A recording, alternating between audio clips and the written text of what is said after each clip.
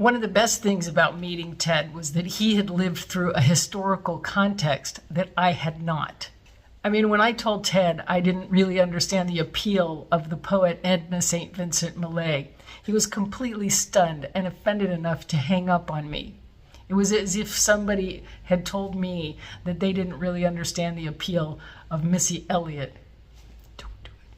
The point is that only through meeting Ted did I come to understand that Edna St. Vincent Millay had totally turned the world on its head in the Roaring '20s. In my education, she'd been reduced to a few dusty rhyming sonnets in an American lit anthology. But Vincent, as she often called herself, wasn't merely a poet.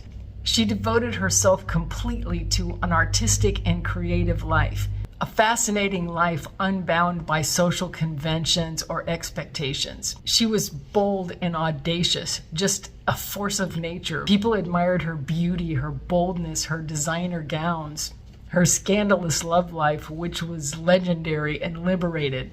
Imagine a poet on the cover of Vogue magazine who also won a Pulitzer Prize for poetry.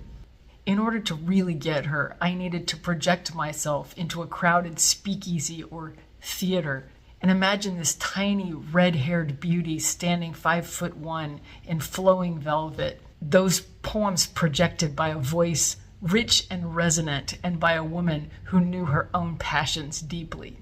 So while Edna broke sales records with her poetry books in the middle of the Great Depression, she was even more famous for living them. She was luminous, and I have Ted to thank for that lesson.